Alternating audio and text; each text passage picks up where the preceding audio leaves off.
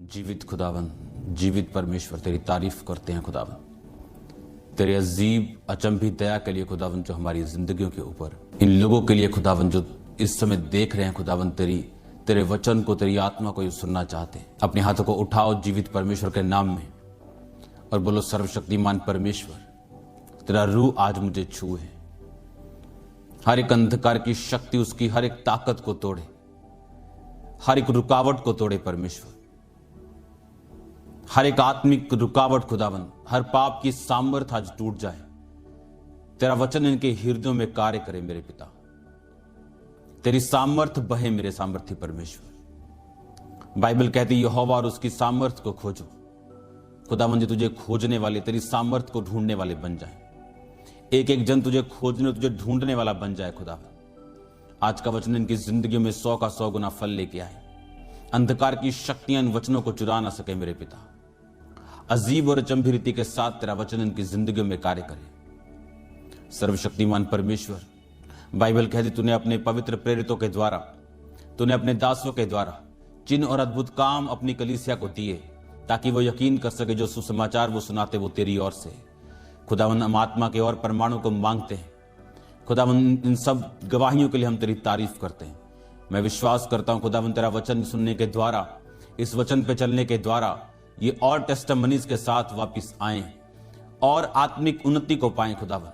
तेरा रूह इनकी जिंदगी में कार्य करे, इनके फाइनेंशियल, इनके फिजिकल, इनके मैरिटल, खुदावन सोशल, हर एक खुदावन खुदा लाइफ को टच कर मेरे पिता।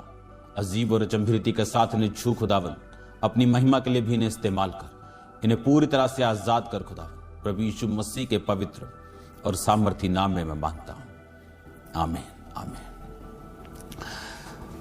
वेलकम, स्वागत है परमेश्वर की प्रेजेंस में। मैं प्रेरित अंकुर नरुला आपका स्वागत करता हूं खुदावंत की हजूरी में। और मैं ये विश्वास करता हूं कि आज जो वर्ड आप सुनेंगे, जो वचन आप सुनेंगे, ये आपको सेव नहीं रहने देगा। याद रखो, हम एक लड़ाई में, हम एक जंग में, हम एक स्पिरिचुअल वॉर में, और ये वॉर हर वक्त, इसका जो बैटल फील्ड है, इसका जो लड़ने का स्थान है, वो हमारा दिमाग है, वो हमारा मन है। इसलिए बाइबल में यहोवा के वचनों में लिखा कि सबसे अधिक अपने मन की रक्षा कर, क्योंकि जीवन का मूल स्रोत तेरा मन है। इमेजिन करो, जब स्वर्गदूत जो हर वक्त परमेश्वर को देखते थे और उसकी उपस्थिति का आनंद लेते थे, बाइबल कहती जब शैतान गिरा दिया गया तो शैतान ने 1/3 स्वर्गदूतों को अपनी ओर कर लिया। वो स्वर्गदूत जो परमेश्वर को देख पाते थे, वो स्वर्गदूत जो स्वर्ग में रहते थे, किस तरह से शैतान ने उनको क्या बोला होगा कि 1/3, कि अगर 100 करोड़ स्वर्गदूत है तो 33 करोड़, अगर 200 करोड़ स्वर्गदूत है तो 66 करोड़, मतलब इतने करोड़ दूत शैतान के साथ हो गए। बाइबल कहती है कि 1/3 जो दूत थे वो शैतान के साथ चले गए और 66% परमेश्वर के साथ रह गए और कुछ शैतान के साथ चले गए। सोचो, वो दूत जो परमेश्वर को देखते थे, अगर वो शैतान की बातों में आ सकते हैं, सोचो उन लोगों का, उस कलीसिया का जिसने परमेश्वर को अभी देखा भी नहीं, जिनका विश्वास भी कम है, सोचो उनका क्या हाल होगा अगर वो इस वचन के साथ जुड़े नहीं रहेंगे। मैं आपको इस वचन को शुरू करने से पहले एक चीज बताना चाहता हूं। जितना अधिक आप परमेश्वर के वचनों को पढ़ेंगे, जितना अधिक आप बाइबल को पढ़ेंगे, उतना अधिक आप परमेश्वर की रियल उपस्थिति में रहेंगे, उतना ही अधिक परमेश्वर आपको रियल लगेगा। जितना आप बाइबल से दूर होंगे, चाहे आप क्रिश्चियन हो, चाहे प्रार्थना भी करते हो, जितना आप बाइबल रीडिंग से, बाइबल सुनने से आप दूर होंगे। वचन सुनना अभी अच्छी बात है, पुस्तकें पढ़ो, वर्ड ऑफ गॉड सुनो, वर्शिप सॉन्ग सुनो, लेकिन बाइबल को पढ़ना, अगर आप अनपढ़ हैं तो बाइबल को एग्जैक्ट वर्ड टू वर्ड सुनना ये बहुत जरूरी है। बाइबल के वचनों में बाइबल कहती है कि परमेश्वर की सांस इसमें फूंका गया, वही सांस जो आदम में फूंका गया था। अगर आपको स्पिरिचुअल लाइफ अपनी डेड लग रही है, आपको लग रहा है कि शैतान मुझे अपनी ओर खींच रहा है, आपको लगता है व्यभिचार आपको खींच रहा है, आपको लगता है चोरी आपको खींच रही, केवल वर्ड को पढ़ना और वर्ड के साथ जुड़ना आपको परमेश्वर की रियलिटी का एहसास दिलाएगा और आप उस पाप से बचे रहेंगे। बाइबल कहती जवान अपनी चाल को किस प्रकार शुद्ध रखे, तो वचन में लिखा तेरे वचन के अनुसार सावधान रहने से। पर वचन का मतलब ये नहीं कि आपने एक बार वचन पढ़ लिया तो आप सावधान रहेंगे। एवरी डे आपको वर्ड पढ़ना पड़ेगा, एवरी डे, रोज, एवरी डे, एक भी दिन अगर आप बाइबल मिस नहीं कर सकते। बाइबल कहती है अगर आप वचन को मिस नहीं करते और प्रेयर लाइफ आपकी कंप्लीट है, आप बहुत सारे गुनाहों से, सिन से बचे रहते हैं और ये आपके जीवन के ऊपर कब्जा नहीं कर पाते। याद रखो, पतरस की अपनी विल पावर कुछ काम नहीं कर पाई, जबकि वो परमेश्वर यीशु मसीह के लिए मरने के लिए तैयार था। और इस बात से यह साबित होता है कि वो मरने के लिए तैयार था कि उसने एक सैनिक का कान उड़ा दिया था तलवार मार के, जबकि उसने कान नहीं उड़ाना था, उसने उसका सिर काटना था। उसने सिर पे मारा था, उसको गुस्सा आ गया था, लेकिन वो कान पे लग गई और परमेश्वर ने कहा अपनी तलवार म्यान में रख, जो तलवार चलाएंगे तलवार से ही नाश होंगे। इसका मतलब पतरस सच कह रहा था कि मैं तेरे लिए मरने मारने के लिए भी तैयार हूं, लेकिन परमेश्वर ने कहा तू परीक्षा में ना पढ़, प्रार्थना कर। और बाइबल कहती पतरस सोया रहा और परमेश्वर प्रार्थना करते रहे। और क्रूस पे चढ़ने वक्त यीशु मसीह इधर उधर नहीं हिले, यीशु मसीह ने अपने आप को डिफेंड नहीं किया, क्योंकि पिलातुस बोलता था कि अगर तू सिर्फ मुंह से ही कह दे कि नहीं ये सब झूठा है, क्योंकि मुझे मालूम है ये झूठ है और कुछ भी ये साबित नहीं कर पा रहे, तो मुझे तुझे छोड़ना पड़ेगा। लेकिन अगर तू ही कुछ नहीं बोलेगा, तो परमेश्वर ने कहा मुझे तेरे हाथ में मैंने अपने आप को दिया, तूने मुझे नहीं पकड़ा, मैंने इनके बीच में 3.5 साल प्रचार किया, इनके लंगड़ों को चलाया, इनके अंधों को आंखें दी। मैं अपनी मर्जी से तेरे हाथों में अपने आप को देता हूं और मैं अपनी मर्जी से प्राण देता हूं, अपनी मर्जी से तीसरे दिन मैं प्राण को ले भी लूंगा, मैं अपनी मर्जी से इस प्राण को ले भी लूंगा। और वो पिलातुस बड़ा हैरान हुआ कि यीशु मसीह ने अपने आप को डिफेंड क्यों नहीं किया। आपको यह बात बड़े ध्यान से समझनी कि आपकी विल पावर कुछ नहीं कर सकती। आपको मालूम होगा ये चीज गलत है, लेकिन आप फंसते जाएंगे जब तक आप बाइबल को नहीं पढ़ेंगे। एवरी डे जब मैं अपने प्रेयर रूम में जाता हूं, मैं बाइबल को पढ़ता हूं। जब मैं प्रार्थना करता हूं, बाइबल पढ़ता हूं तो प्रार्थना करता हूं। ये दो चीजें कभी भी मैं अलग अलग नहीं करता हूं। जैसे ही आप वर्ड को पढ़ते हैं, ये वर्ड, ये जो लिविंग वर्ड ऑफ गॉड है आपकी लाइफ में परमेश्वर का, ये आपके लिए जीवित बनता जाता है। परमेश्वर आपके लिए उतना ही जीवित बनता जाता है। आप जानते हैं कुछ चेले बड़े काम करने पाए। पतरस, याकूब और यूहन्ना 3 ऐसे चेले थे, 12 में से एक निकाल दो यहूदा इस्करियोती को, उसके बाद 12वां डाल लिया। हाँ, लेकिन ये 3 चेले ऐसे थे, पतरस, याकूब और यूहन्ना, जिन्होंने दूसरे चेलों से बड़े काम किए। बाइबल यहां तक भी बताती है कि दूसरे चेले कुछ दुष्ट आत्मा को निकाल नहीं पाते थे जो पतरस, याकूब और यूहन्ना निकाल पाते थे। बाइबल कहती है यीशु मसीह ने बड़े चमत्कारों को करने के लिए, जब यीशु मसीह ने अपने आप को उस ट्रांसफॉर्मेशन उनका होना था पहाड़ के ऊपर, और उस समय भी पतरस, याकूब, यूहन्ना को साथ लिया। 12 साल की जो लड़की मर गई थी उसको जीवित करने से पहले भी याकूब, यूहन्ना, पतरस को साथ लिया। और ये 3 चेले हमेशा परमेश्वर के साथ थे। और बाइबल बताती है ये तीनों चेलों को ही कलीसिया के खंबे समझा जाता था। इसका रीजन क्या, ऐसे क्यों कि एक चेला कुछ नहीं कर पा रहा लेकिन एक ज्यादा कर पा रहा है? इसका रीजन ये है कि परमेश्वर जितना आपके लिए जीवित है, जितना आपने पर्सनल उसका एक्सपीरियंस किया है, आप उतना ही लोगों को एक्सपीरियंस करवा सकते हो। अगर आपने मिरेकल्स का एक्सपीरियंस नहीं किया, लेकिन आपको यह चीज समझने कि जितना आप परमेश्वर को एक्सपीरियंस करते हैं, आप उतना ही लोगों में इसको बांट सकते हैं। अगर आपने परमेश्वर की जीवित सामर्थ्य को जितना आपने एक्सपीरियंस किया, आपने 1 लेवल का किया, आप 1 लेवल का काम करोगे। आपने 8 लेवल का किया, आप 8 लेवल का करोगे। आपने 100 लेवल का किया, आप 100 लेवल का करोगे। जितना एक्सपीरियंस आपके पास है, आप उतना ही काम कर सकते हो। यह नहीं कि वो विश्वासी नहीं थे, पतरस, याकूब और यूहन्ना के अलावा जो दूसरे चेले थे, यह नहीं कि वो प्रार्थना नहीं करते थे, यह नहीं कि वो विश्वास नहीं करते थे, सब कुछ उनके पास था। लेकिन पतरस, याकूब और यूहन्ना, बाइबल कहती कलीसिया के खंबे समझे जाते थे। इनके डिसीजंस मायने होते थे, हमेशा ये बड़े कामों में अगुवाई करते थे। यह परमेश्वर की ओर से था। कैसे? क्योंकि इनका जो फेथ था, इनका जो रिस्क की जो टेकिंग जो पावर थी वो ज्यादा थी। किसी चेले में हिम्मत नहीं थी।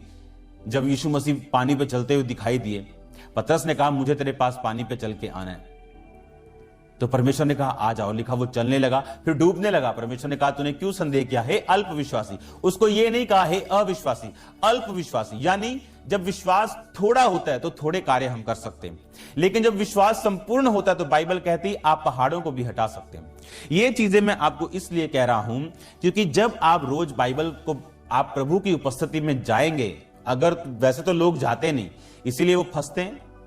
बहुत सा यूथ फंसता है, सेवा में खड़ा होता है, गिर जाता है। कोई ग्रोथ नहीं लाइफ में, कोई बिजनेस में। क्यों? क्योंकि आपको अनॉइंटिंग चाहिए। और अनॉइंटिंग कैसे आएगी?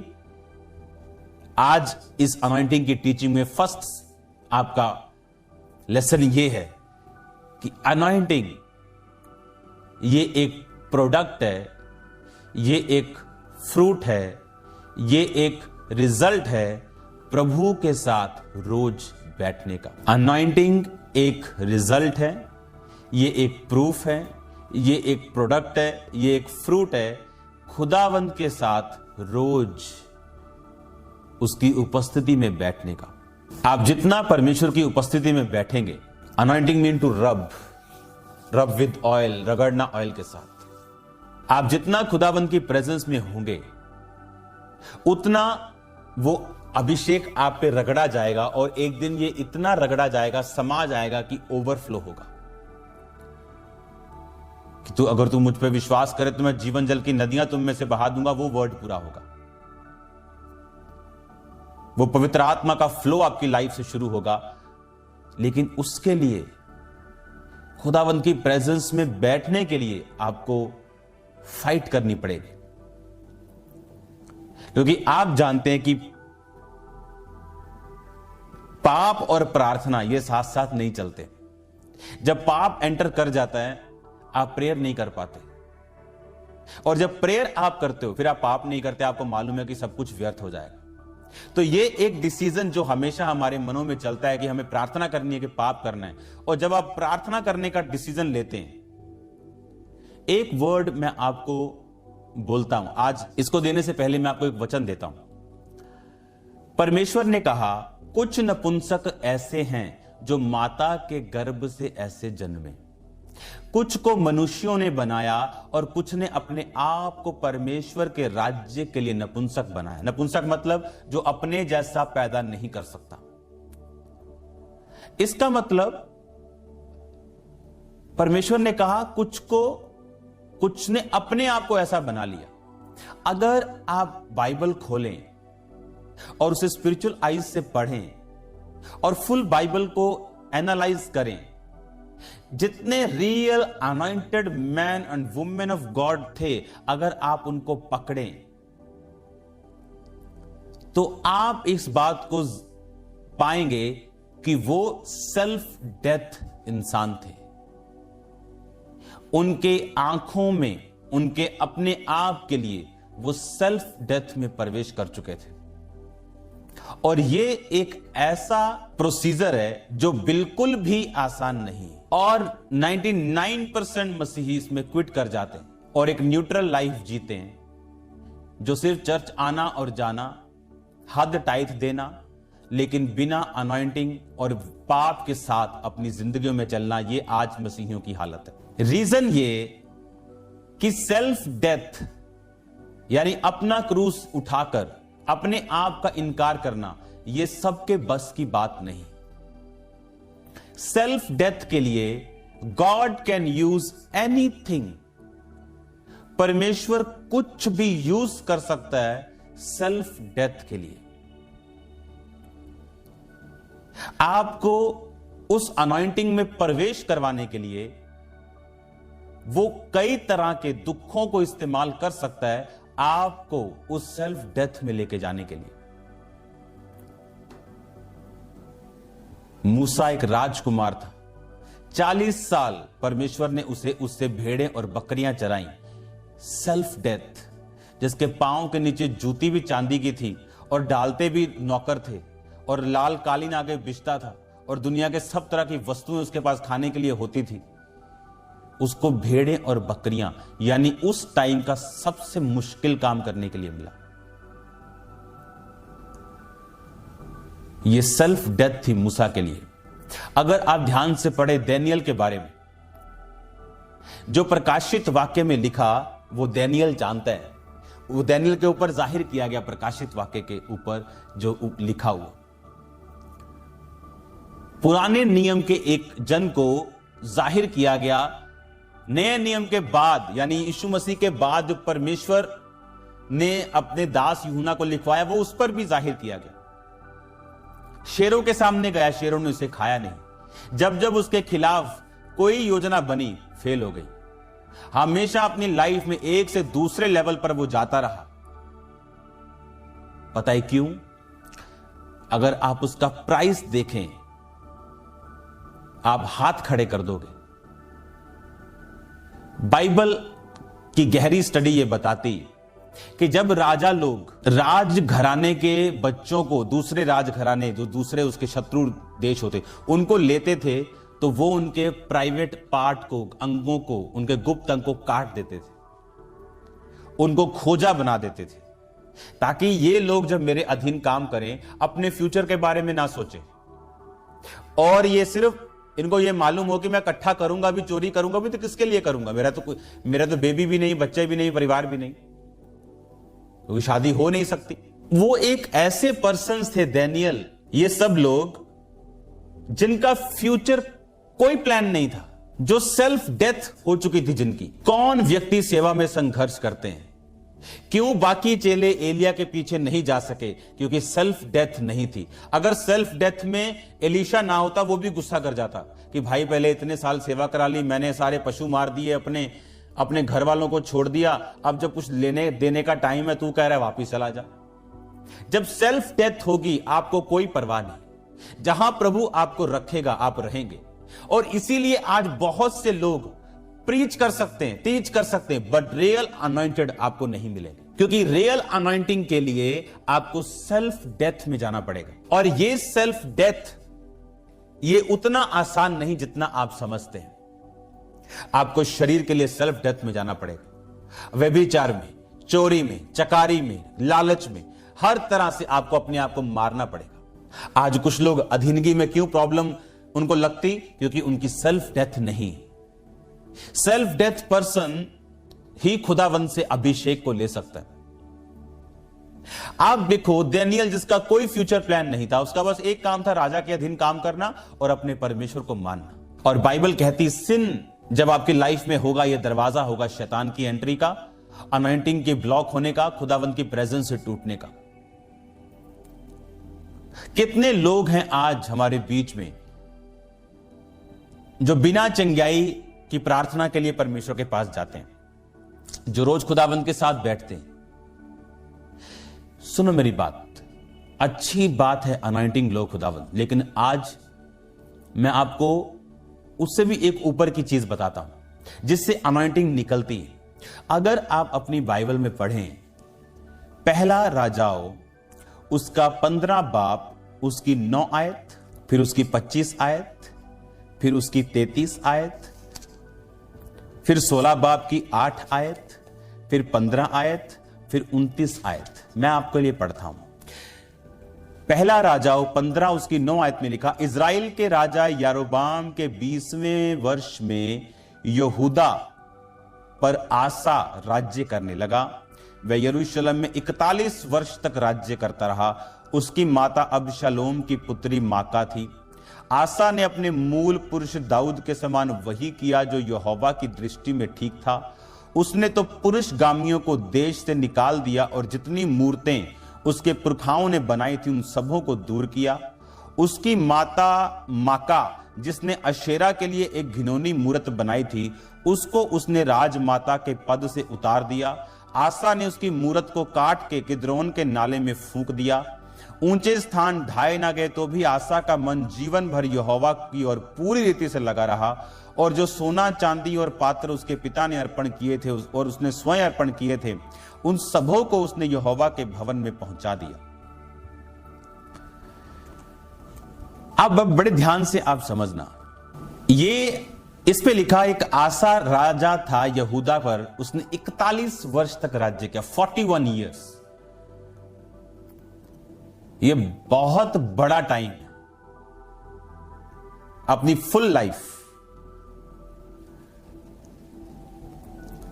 25 आयत में लिखा, यहूदा के राजा आसा के दूसरे वर्ष में नादाब इजराइल पर राज्य करने लगा। ये अब किसी और राजा की बात कर रहे हैं। जब आसा का दूसरा साल था, जब वो यहूदा पर राज कर रहा था, उसका दूसरा साल था, तो नादाब नाम का एक इजराइल का राजा राज करने लगा। उसने 2 साल तक राज किया। फिर उसने वो किया जो यहोवा की दृष्टि में बुरा था और इजराइल से पाप करवाए। आप इमेजिन करो, उसके 2 साल में उसको गद्दी से निकाल दिया गया। इसकी 16 की 8 से पहले 15 की 33 पढ़ता हूं। नदाब के बाद बादशाह उसकी जगह पर राजा बना। वो भी तीसरे साल में, आसा के तीसरे साल में राजा बना। जो दृष्टि में यहोवा की बुरी था उसने किया। उसके बाद 16 की 8 में आसा के 26वें वर्ष में बादशाह का पुत्र एला इजराइल पर राज करता रहा। उसने 2 साल तक राज किया। इसकी 15 आयत में लिखा, यहूदा के राजा आसा के 27वें वर्ष में जिमरी इजराइल में राज करने लगा और उसने सिर्फ 7 दिन तक राज किया। 21 आयत में लिखा, इजराइल प्रजा 2 भागों में बंट गई।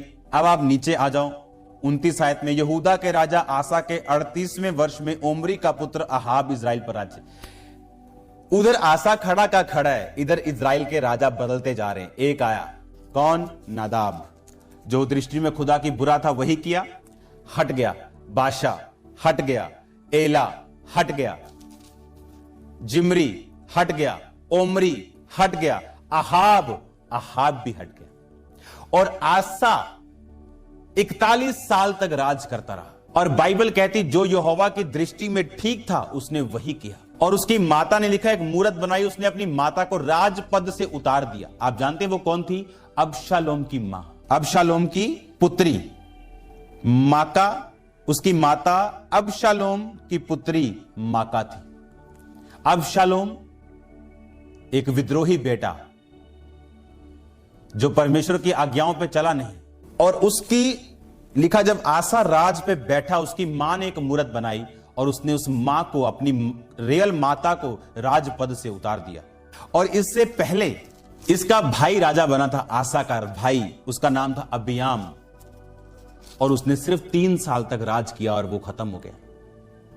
और अबियाम का भाई आसा 41 साल तक राज करता है। उसकी मां भी अगर कोई मूर्ति बनाती तो उस मूर्ति को उसने फूका, और बाइबल कहती उस मां को राजपद से उतारा। देश में से सारे गे जो पुरुष के साथ जो लड़कों को लड़के पसंद हैं, फिल्में भी बन गई अब तो, कि लड़के को लड़के पसंद है, कोई बात नहीं, ये श्राप है, ये घिनौनी बात है बाइबल के मुताबिक। कोई इसे अच्छा समझे ना समझे, ये पाप है और ये पाप रहेगा, ये गुनाह है, ये गुनाह रहेगा। एक नहीं 1000 फिल्में बना लो, 1000 लॉ पास कर लो, ये पाप है तो पाप रहेगा। और बाइबल कहती परमेश्वर गे लोगों से नफरत करता है, पुरुषगामियों से नफरत करता है। आप बोलोगे परमेश्वर पापियों से प्यार करता है। हां, अगर वो अपने पाप को छोड़ दें तो वो पापियों से प्यार करता है, वो चाहता है वो अपने पाप को छोड़ दे। परमेश्वर भूल जाएगा तुम क्या थे। आपको मैं इसलिए ये पढ़ा रहा हूं कि इसका भाई 3 साल तक राज करके मर गया। फिर आसा आया और आसा के सामने पड़ोसी देश में एक आया राजा, नादाब, बादशाह, एला, उसके बाद जिमरी, उसके बाद ओमरी, उसके बाद अहाब। सब एक एक करके अपना छोटा छोटा राज दुखों में बिताते मरते गए और उतना नहीं जी पाए जितना आसा जी पाया। परमेश्वर की प्रेजेंस में बैठना, उसके वर्ड पे ध्यान देना। आप देखो घर पे उसके फाइट थी। मैंने आपको बताया अनॉइंटिंग का एक प्राइस है, आप रिजेक्ट किए जाओगे। आप वो नहीं कर सकते जो दूसरे लोग कर सकते हैं। उन जगहों में नहीं जा सकते जहां दूसरी जगह दूसरे लोग जा सकते हैं। आप वो सब काम नहीं कर सकते जो आम लोग कर सकते हैं। अगर आपको इस अनॉइंटिंग को लेना है, अगर आपको ये अभिषेक चाहिए, तो डैनियल की लाइफ को इमेजिन करो। कोई वाइफ नहीं, उसकी लाइफ को इमेजिन करो। अब ये नहीं कि आप मैरिज ना करो। बाइबल कहती, पौलुस कहता है मैरिज ना कराओ तो बेस्ट है, अगर करवाओ तो बेटर है। लेकिन मूसा मैरिड था, लेकिन बाइबल कहती जब वो पहाड़ से आया उसका फेस शाइन कर रहा था और उसको मालूम नहीं था उसके फेस से किरणें निकल रही। सेल्फ डेथ, यानी मालूम ना होना अपने बारे में। सेल्फ डेथ वाला व्यक्ति सेवा कर सकता है, सेवा के साथ जुड़ा रह सकता है। अपनी निगाह में अगर आप जीवित हैं, मुझे ऐसा क्यों नहीं हुआ, मेरे साथ ऐसा, तो आप इस अनॉइंटिंग के हकदार नहीं होंगे। इसीलिए एलिया के बहुत से चेलों को मालूम था कि इसने आज स्वर्ग पे जाना है। क्यों? क्योंकि as a son of prophet, उस माहौल में रहने के कारण उनको भी विजन आने शुरू हो गए थे, दर्शन आने शुरू हो गए थे। उनका अपना अभिषेक नहीं था, ये एलिया का अभिषेक था। और उनका अपना कैरेक्टर वो नहीं था कि वो एलिया का उस तरह से पीछा कर सके। और उन्होंने बताया एलीशा तेरा स्वर्ग पे चढ़ जाएगा तेरा गुरु। कहता तुम चुप रहो, मेरे को मालूम है, क्योंकि मेरे अंदर भी वही अभिषेक है, मैं भी वही माहौल में रहता हूं, बट मैं हार्टली उसको फॉलो करता हूं। और बाइबल ऐसा कहती, इस अनॉइंटिंग से आप सेम नहीं रहते। आपकी लिनेज, आपकी वंशों की चीजें, आपके कंफ्यूजन कुछ भी सेम नहीं रहती। लेकिन इस अनॉइंटिंग के लिए सेल्फ डेथ चाहिए। और सेल्फ डेथ आपकी होती जब आप शरीर को काबू में रखते हैं, पाप को काबू में रखते हैं, व्यभिचार को काबू में रखते हैं, सेक्सुअल इच्छाओं को काबू में रखते हैं। इससे आपकी लाइफ में अनॉइंटिंग बढ़ती। और शैतान नहीं चाहता आप अनॉइंटिंग में बढ़ें। वो नहीं चाहता आप चोरी छोड़ें, वो नहीं चाहता आप सिगरेट छोड़ें, वो नहीं चाहता कि आप इन शरीर के कामों से बाहर आएं। इसलिए नहीं कि आप करेंगे तो उसे मजा आएगा, उसे कोई मजा नहीं। वो चाहता आपको डिस्कनेक्ट करना ताकि आप उस वर्ड को फॉलो ना कर सकें और अपनी लाइफ में उस अनॉइंटिंग सब्सटेंस को, उस रियल पावर को अपनी लाइफ में हासिल ना कर सकें। इमेजिन करो डैनियल की लाइफ को किस तरह से कि वो सेल्फ डेथ में होगा, कि उसको मालूम था कि उसका फ्यूचर अब इस संसार के साथ जुड़ा हुआ नहीं, इसीलिए उसका ध्यान परमेश्वर की ओर था। बाइबल कहती कुछ को मनुष्यों ने बनाया, कुछ ने अपने आप को। अब कईयों के अंग काटने की जरूरत नहीं, लेकिन अपने आप को ऐसा बना लो कि आपके अंग आपके अपने नहीं है, खुदावंद के। अपने आप को ऐसा बना लो, यह आसान नहीं पर इम्पॉसिबल नहीं। जीसस क्राइस्ट क्या करते रहे 30 साल तक? एक 20 साल का इंसान इजराइल में लड़ने योग्य हो जाता था, यानी मैच्योर होता था। क्या करते रहे वो 30 साल तक? बाइबल कहती अपने टाइम का इंतजार, सेल्फ डेथ। खुदा बाप का बेटा, इस दुनिया का मालिक, स्वर्ग की करोड़ों किलोमीटर सोने की सड़कों का मालिक, एक कारपेंटर के घर में काम कर रहा है। सेल्फ डेथ, अपने आप को शून्य बना लिया। सेल्फ डेथ जब आपकी लाइफ में एंट्री मारती, आप डे बाय डे इस अनॉइंटिंग में इंक्रीज होते हैं, आप इस अभिषेक में बढ़ते हैं। और जब ये अभिषेक बढ़ता है तब ये प्रूफ लेके आता है, आपकी लाइफ में टेस्टिमोनीज को लेके आता है, ये ग्रोथ को लेके आता है। हालेलुया। कुछ माता के गर्भ से जन्मे, यानी कुछ जन्म से ही ऐसे हैं, शारीरिक प्रॉब्लम, लेकिन कुछ को मनुष्यों ने बना दिया और कुछ ने अपने आप को ऐसा बना लिया परमेश्वर के राज्य के लिए। अगर यूथ मुझे सुन रहे हैं तो पाप में पड़ के सेवा बिल्कुल पॉसिबल नहीं।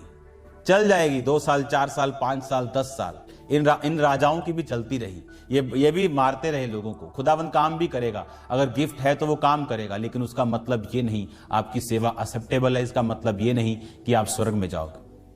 आपको तरफ बचाए गए लोग स्वर्ग में जा सकते, लेकिन आप नहीं जाओगे। वहां बोलोगे खुदावंद मैंने बड़े काम किए, परमेश्वर बोलेगा मैं तुझे जानता भी नहीं, तू कौन है? बोलेगा प्रभु मैं वही हूं जिसने मिरेकल किए। प्रभु मैं नहीं जानता तुझे कौन है भाई। सैटेलाइट बनो, शुरलियां मत बनो कि ऊपर गए, ठाप बजा और पता नहीं कहां गायब हो गए। 2, 4, 10 साल के लिए मत छाओ, सैटेलाइट बनो, वो शांत स्थान के ऊपर टिका हुआ सैटेलाइट। इस तरह की लाइफ अपनी बितानी है। पौलुस कहता मैं अपने शरीर को मारता, कूटता और वश में लेके आता हूं। मारो और कूटो, अपनी इच्छाओं को वश में लेके आओ, क्योंकि उसके पीछे जैतून का लास्ट पार्ट क्या है? तेल। जब आप क्रश करते लाइफ को, अगर आप दबोरा को पढ़ें, उसकी लाइफ में अनॉइंटिंग का रीजन पढ़ें, आप हैरान हो जाएंगे। दबोरा, अगर आप वुमेन ऑफ इन गॉड्स को पढ़ें, इनका किसी का पति बीमार था, आप पढ़ो ध्यान से। यूसुफ रिजेक्टेड था, दाऊद रिजेक्टेड था, सुलेमान रिजेक्टेड, मैंने आपको पिछली बारी में बताया था। परमेश्वर इन परिस्थितियों को यूज करेगा सेल्फ डेथ में लेके आने के लिए। हर कोई अगर आपको एक्सेप्ट करे, आप उनमें गुम जाओगे, खो जाओगे, लेकिन आप अगर रिजेक्टेड होंगे, वो चीज आपकी सेल्फ डेथ में आपकी हेल्प करेगी। किसी की लाइफ में किसी चीज को यूज किया, डैनियल की लाइफ में किसी चीज को यूज किया, यूसुफ की लाइफ में अकेलेपन को यूज किया, रिजेक्शन को यूज किया, दबोरा की लाइफ में डिफरेंटली उसको यूज किया। ये मुसीबतें अनॉइंटिंग को पैदा कर सकती हैं। अगर आप एक फैसला कर लें सेल्फ डेथ में, अपने आप का इनकार करने का, ये बड़ा मसा आपकी लाइफ में, आपकी मिनिस्ट्री में, आपके जीवन में, आपके फाइनेंस के ऊपर ये दे सकती। अपने आप को डैनियल समझो, अपने आप को यूसुफ समझो, अपने आप को पतरस समझो, अपने आप को डिस्ट्रैक्ट मत होने दो। यीशु मसीह को राजा बनाने के लिए पकड़ने आए। बाइबल कहती पॉलिटिकल मूवमेंट थी उस टाइम बड़ी तगड़ी। रोमन लोगों के खिलाफ इजरायली लोगों में से पॉलिटिकल लोग उठ रहे थे, उन्हें लीडर चाहिए था। यीशु मसीह को देखा, वाह लाखों लोग हैं पीछे, ये तो लोगों को चंगा भी कर सकता है, इसको बेस्ट है राजा बनाओ और भविष्यवाणी पूरी हो जाएगी कि मसीह उठेगा और हमें छुड़ाएगा, ये भी एक हमारे लिए दाऊद जैसे राजा होगा। जैसे यीशु मसीह को मालूम है मुझे राजा बनाने के लिए पकड़ने वाले हैं, यीशु मसीह का पहाड़ पर भाग गए और वहां पे प्रार्थना की। क्यों? ये छोटी कुर्सी नहीं थी। डिस्ट्रैक्शन से अपने आप को बचाओ। वो मसा आपका इंतजार कर रहा है जो परमेश्वर आपको देना चाहता है। और बाइबल कहती है यीशु मसीह इनकार करते हैं राजा बनने के लिए। अरे ये तो यीशु मसीह खिला भी सकता है। 20,000 को खिला दिया, 5,000 पुरुष औरतें बच्चे, 20,000 को 5 रोटी से खिला दिया। ये हमारा परफेक्ट राजा बनने के लिए तैयार है।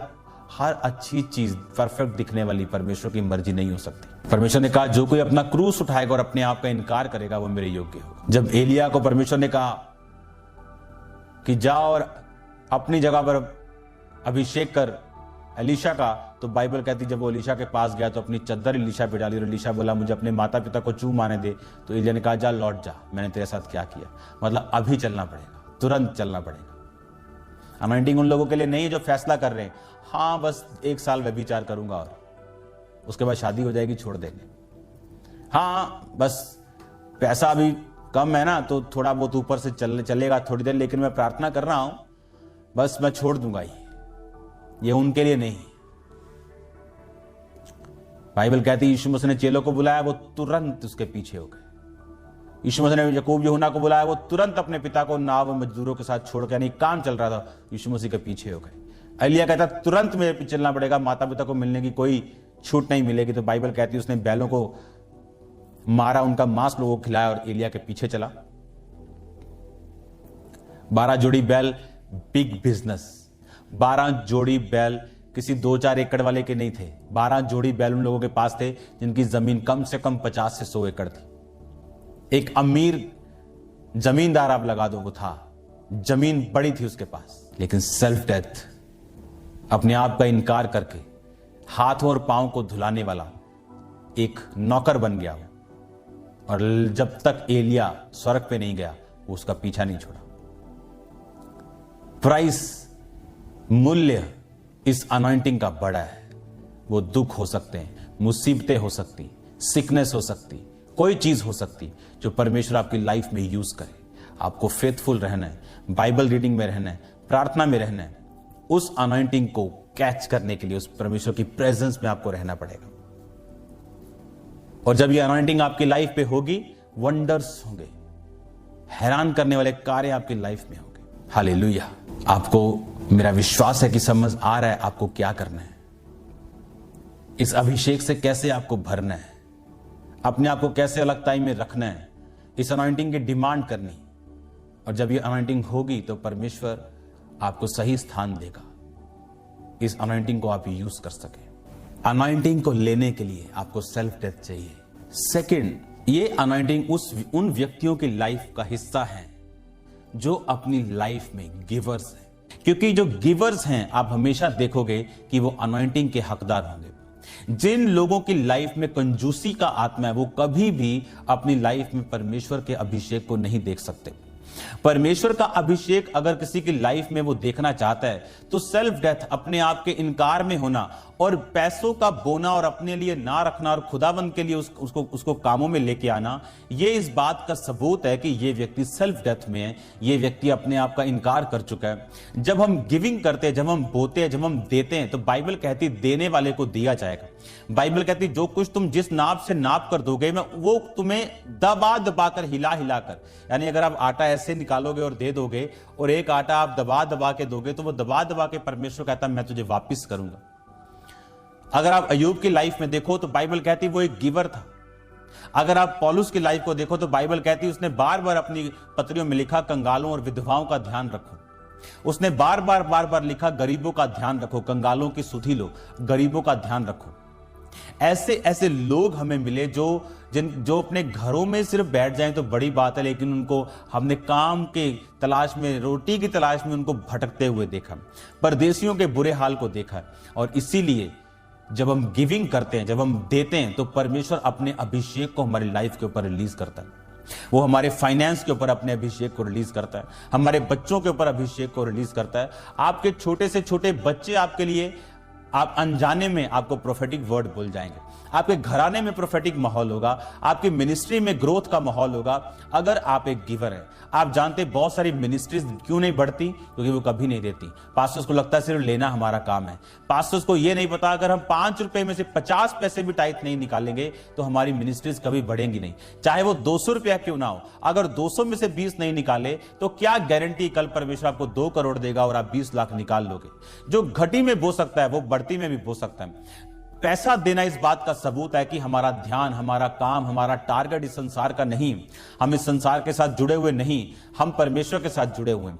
सिर्फ आत्मिक व्यक्ति बो सकता है, आत्मिक व्यक्ति ही दे सकता है। आप इमेजिन करोगे अगर एक घर में कोई बीज बोना चाहे तो दूसरा कई बार उसे रोक देता है। आप हमेशा इमेजिन करो जो रोकने वाला होगा दूसरे से कम आत्मिक होगा, और कई बार ज्यादा आत्मिक व्यक्ति वो कम आत्मिक व्यक्ति की बातों में लग के वो अपनी ब्लेसिंग्स को गवा लेता है। ऐसे मैंने टेस्टिमोनीज को सुना और अपनी लाइफ में देखा है जहां परमेश्वर ने अपना सब कुछ हमें बोने के लिए बोला और उसके बाद उसने हमें छोड़ा नहीं। अगर आप बाइबल में पढ़ो तो बाइबल में लिखा उस कलीसिया को, जो पहली कलीसिया थी, अपना बेच बेच के वो प्रेरितों के पांव में रखते थे और कोई भी दरिद्र नहीं था।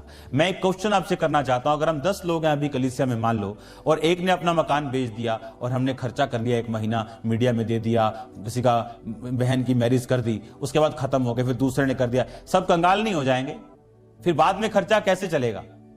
अगर वो बढ़ भी गए तो एक दिन 500 लोगों का खर्चा 2 घर बिकने से नहीं चलेगा। बाइबल कहती जब वो अपने घरों को, अपनी प्रॉपर्टीज को, अपनी चीजों को बेचते प्रेरितों के पांव में रखते थे, डायरेक्ट नहीं जाते थे, क्योंकि बाइबल कहती है उसके भवन में पैसा आना और उसके भवन से जाना ये आपके पैसे को सैंक्टिफाई करता है, पवित्र करता है और सही जगहों पे भेजता है। और बाइबल कहती है उनमें कोई भी दरिद्र नहीं था, क्योंकि जब वो बोते थे परमेश्वर ने वापिस करता था। अगर आप सुलेमान की लाइफ को देखो तो उसने भवन बनाने में 7 वर्ष बिताए और अपना महल बनाने में 13 वर्ष लगे, और उसका अपना महल भवन से भी बड़ा था। और ये बात अच्छी नहीं थी एक संसारिक, एक आत्मिक व्यक्ति के रूप में, लेकिन परमेश्वर कहता तू मुझे बीट नहीं कर सकता, तू मुझे हरा नहीं सकता। आप बाइबल पढ़ के देखो, लिखा बरनबास ने अपनी सारी भूमि को बेच दिया और बाइबल में बाद में वो सेवकाई के लिए अनॉइंटेड होकर चुना गया, लेकिन पहला काम उसका था अपनी प्रॉपर्टी को बेचना। मैं ये क्यों कह रहा हूं? मैं इसलिए कह रहा हूं कि जब हम अपनी लाइफ में ऐसा कुछ भी नहीं रखते जो प्रथम स्थान पे हो, वो आपकी वीडियो गेम हो सकती, वो आपकी व्यभिचार की सामर्थ हो सकती, वो आपका चोरी हो सकती, वो आपका रिलेशनशिप हो सकती, वो आपका पैसा हो सकता है। जब कुछ भी प्रथम स्थान पे नहीं रहता और सब कुछ हम देने के लिए खुदाबंद को तैयार हैं, तो हम एलिजिबल हैं, हम तैयार हैं, हम बिल्कुल उसके मसे को ग्रहण करने के लिए हम बिल्कुल रेडी हैं कि परमेश्वर अपना अभिषेक इस पात्र के ऊपर, इस व्यक्ति के ऊपर, इस बहन के ऊपर उंडेले। और जब अभिषेक आता आप सेम नहीं रहते, सेवकाइयां सेम नहीं रहती, घर सेम नहीं रहते, फाइनेंस सेम नहीं रहते, लेकिन कुछ ऐसी आदतें होती जब एक व्यक्ति के अंदर होती वो अभिषेक को आकर्षित करती। और बोना और सेल्फ डेथ, आज आपने 2 पाठ पढ़े हैं कि अगर हम सेल्फ डेथ में, अपने आप के इनकार में हैं, और हम अगर गिवर्स हैं, रेगुलर गिवर्स हैं, कम हो, ज्यादा हो, बहुत हो, लेकिन हम रेगुलर गिवर्स हैं, तो हम कभी भी सेम नहीं रहते। हालेलुया। तो हमें इस बात का ध्यान रखना है कि कंजूस लोग कभी भी अनॉइंटेड नहीं हो सकते। एक भी व्यक्ति आपको अनॉइंटेड कंजूस नहीं मिलेगा, क्योंकि वो अनॉइंटिंग उसने ली इसी तरह से। अगर वो पैसे से प्यार करने वाला होता तो अभिषेक ना होता। सिर्फ अभिषेक पे रुको मत, क्योंकि ये अभिषेक आपका शत्रु बन सकता है। ये सेम अभिषेक आपका सबसे बड़ा दुश्मन बनता है जब प्रभु की हुजूरी आपकी लाइफ से चली जाती। याद रखो, परमेश्वर ने आपको बड़े काम के लिए बुलाया। बाइबल के साथ अगर जुड़े रहोगे, आप अटैच्ड रहोगे, तो ये आपको रियलिटी में रखेगी। खुदावंद रियल है, उसकी सामर्थ रियल है, उसके मिरेकल्स रियल हैं, ये आपको उस रियलिटी में रखेगी। अगर आप बाइबल से अटैच रहेंगे, प्रार्थना से अटैच रहेंगे, आपकी विल पावर जितनी मर्जी बड़ी हो आपको कुछ नहीं दे सकती, लेकिन जब स्पिरिचुअल पावर उसके साथ जुड़ी रहेगी तो आप कुछ कर पाएंगे परमेश्वर के लिए। God bless you all. खुदावंद की ग्रेस, उसका प्रेम, उसकी सहभागिता, खुदा बाप का प्रेम, प्रभु यीशु मसीह का फजल, पाकरों की सहभागिता आप सबके साथ बनी रहे। याद रखो, खुदावंद के काम को भूलना नहीं, फालतू लड़ाइयों में नहीं जाना, अपने काम पर फोकस रखना, जिस काम के लिए प्रभु ने आपको बुलाया उस काम पे अड़े और खड़े रहना। मेरा विश्वास है खुदावंद आपको यूज करेगा बड़ी जगहों के ऊपर। God bless you all.